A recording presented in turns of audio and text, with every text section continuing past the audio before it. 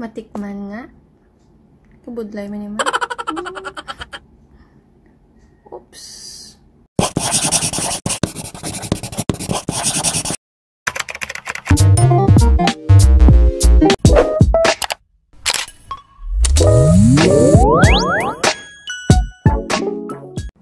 So, sa isang large bowl, ilalagay natin ang 1 cup all-purpose flour, 1 teaspoon baking powder, idagdag natin ang 1/2 teaspoon of salt, pwede rin granulated salt or rock salt,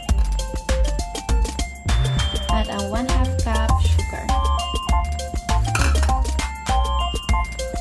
I-mix natin itong dry ingredients hanggang ma-incorporate lang lahat.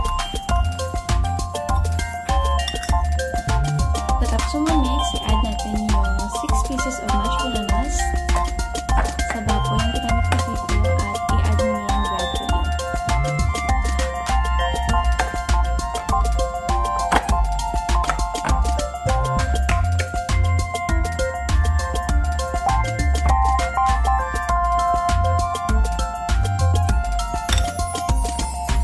Ubusin na natin and then mix again.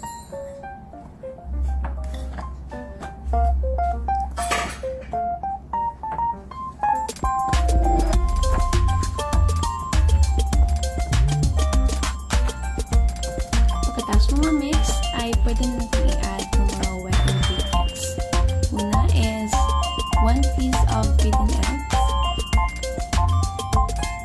Egg lang pala, sorry.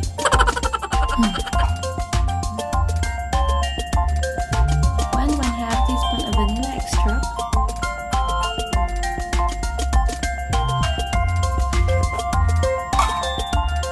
And 1 cup of milk.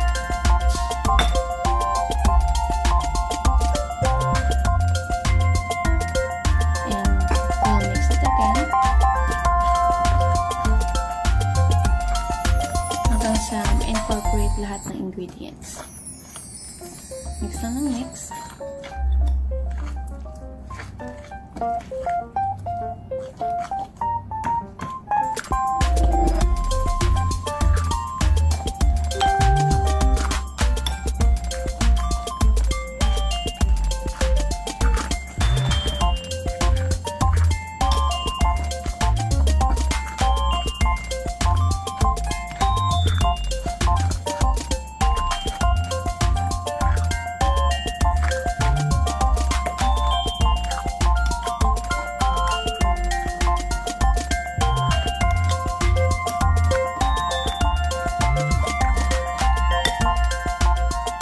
Once na-mix na ng mabuti, pwede natin siyang i-fry.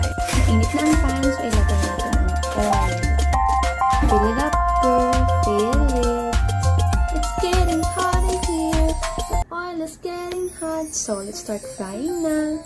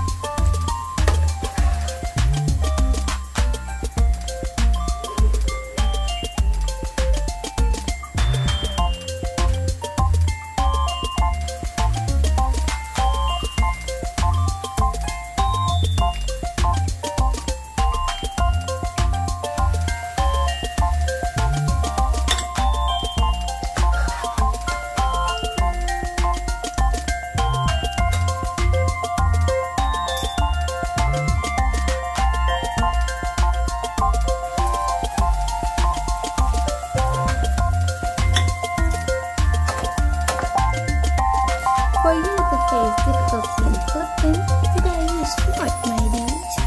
English yun, ha?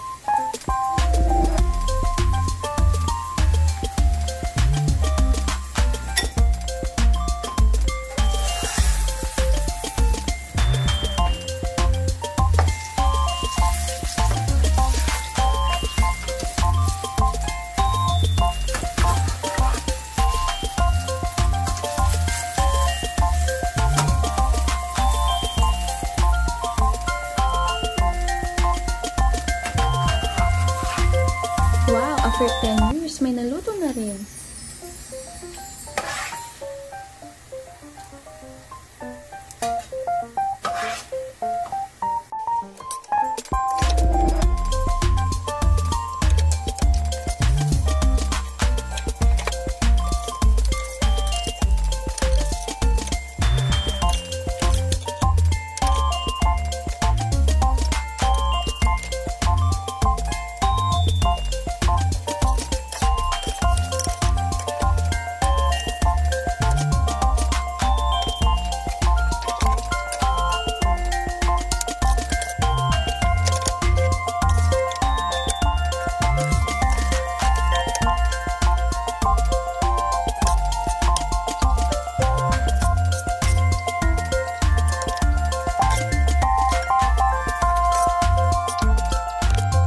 Para mas maging masarap, budburan natin ng asukal at pagmamahal.